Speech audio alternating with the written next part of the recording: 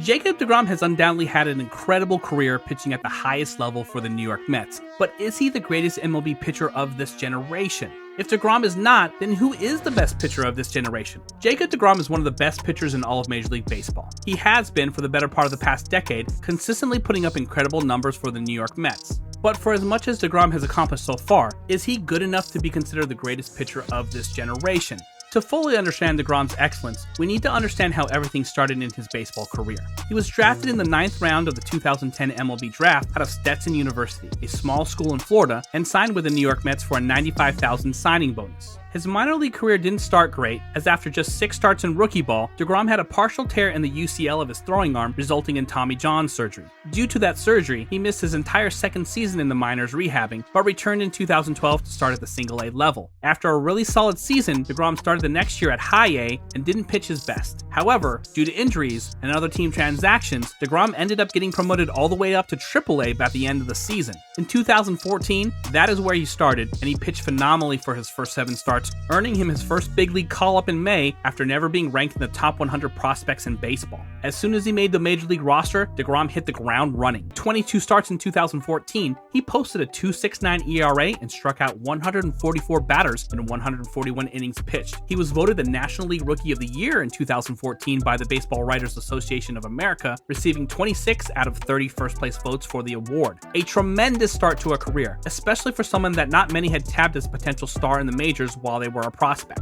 In 2015, DeGrom played just as well as he did the year before. This time he started 30 games and posted a 2.54 ERA and threw 205 strikeouts, the first 200 strikeout season of his career. DeGrom was also named an All-Star for the first time in 2015, as well as finishing 7th in the National League Cy Young Award voting. Most importantly though, the Mets were winning. After finishing below 500 in 2014, they exploded to a 90-72 record and won the National League East. That team was led by its young and star-studded starting rotation of DeGrom, Matt Harvey, and Noah Syndergaard. And while Harvey and Syndergaard got the cool superhero nicknames of Dark Knight and Thor, respectively, it was DeGrom who was leading the way statistically. In fact, DeGrom got the starting nod for their first game of the postseason when the Mets traveled to Los Angeles to take on Clayton Kershaw and the Dodgers. DeGrom outdueled Kershaw by pitching 7 innings of scoreless ball while striking out 13 Dodgers batters. The Mets would win the game 3-1 and eventually win the series with DeGrom throwing another gem in Game 5. In fact, the Mets would go all the way to the World Series before eventually falling to the Kansas City Royals. In the postseason, DeGrom was phenomenal, pitching at a 2.88 ERA over 4 starts and striking out 29 batters across 25 innings pitched. The next 2 years for DeGrom would be 2 good but not great campaigns. 107 starts in his career for DeGrom, ERA 2.98. During the day, 38 starts, he's 17-8.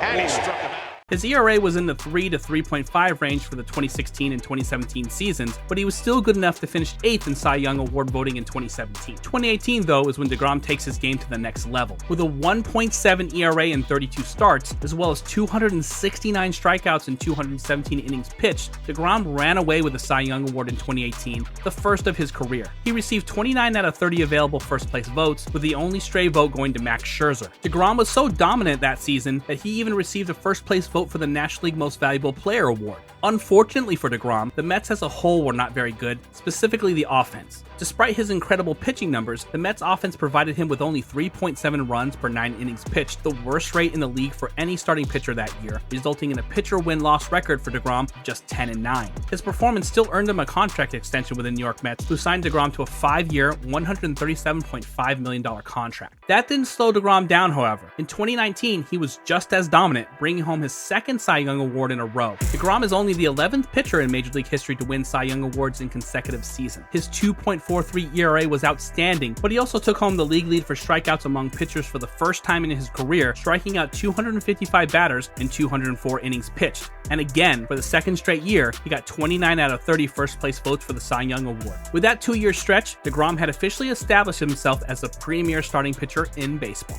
In the pandemic-shortened 2020 season, DeGrom finished 3rd in Cy Young Award voting with a 2.38 ERA, and once again league-leading strikeout record with 104 batters struck out that year. Even with the expanded postseason, though, the Mets couldn't find a way into the playoff bracket. The next 2 years started an unfortunate trend for DeGrom that has altered the course of this conversation entirely. DeGrom's biggest problem used to be that the Mets couldn't help him make the playoffs, but then the injuries began to pile up. The start of the 2021 season for DeGrom was absolutely sensational. He set a record for the most strikeouts in the first 4 starts of a season when he fanned 50 batters in that span. Through his first 15 starts of that year, he had an ERA of 1.08 and was striking out an unfathomable 14.3 batters per 9 innings pitched. His ERA plus, which is a rate stat that uses park-adjusted and opponent-adjusted metrics to determine how good a pitcher's ERA is to the rest of the league at the time, was 373, which would have shattered Pedro Martinez's single-season record of 296 over the course of a full year. Unfortunately for DeGrom, he began to experience forearm tightness in early July. Over the course of the next couple of weeks, that evolved into elbow soreness, which needed an MRI examination. I don't really have any. After talking to doctors and stuff, normally bone heals stronger. The last report was good, and they said it was completely healed. So now, just making sure it handles the throwing and that nothing pops up. But I mean, the way it's gone so far, I feel great. While no structural damage was found, he was still unable to heal from his injuries, and that meant he wouldn't pitch again in the 2021 season. Here comes Jacob DeGrom. Through that 2015 postseason, he never pitched at home, so this is Jacob DeGrom's maiden voyage in the playoffs in front of his home crowd. With 2022 being a season of raised expectations for the Mets, a healthy DeGrom would be a key to them reaching their full potential. DeGrom, however, would suffer another injury that would cause him to miss the start of the season. He suffered a stress reaction, which is typically a precursor to a stress fracture in his right shoulder. That would keep him out until July, when he would begin pitching a minor league assignment. After pitching 4 minor league starts, he finally made his way back to the major leagues in August, where he continued pitching at a high level. His ERA was not quite as dominant, but still very good at 2.93, and his strikeout rate is above 40%, an elite number among starting pitchers. Even better news, the Mets are finally winning. They are guaranteed to make the postseason and are currently battling it out with the Phillies to see who will win the National League East. With all of that being said, what stands out about DeGrom that puts him in the conversation is how singularly dominant he is at his best. From 2018 to 2021, he had a 2.1 ERA, which is a surreal number for a pitcher to put up even for just one full season, nonetheless over 76 starts. Per 162 games in that time, he would have averaged 281 strikeouts in a season, which has only happened 45 times since 1960.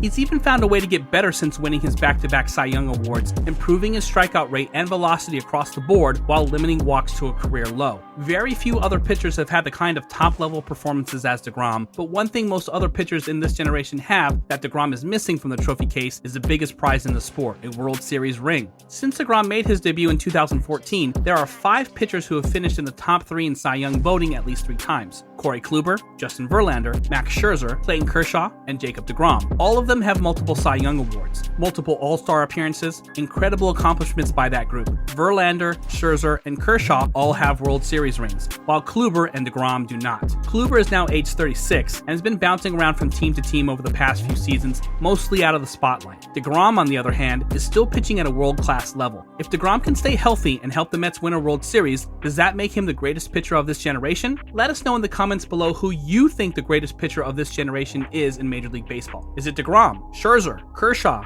someone else? We'd love to hear from you. Also, if you enjoyed the video, make sure to leave a like and subscribe to the channel for more content like this in the future. Thanks for watching.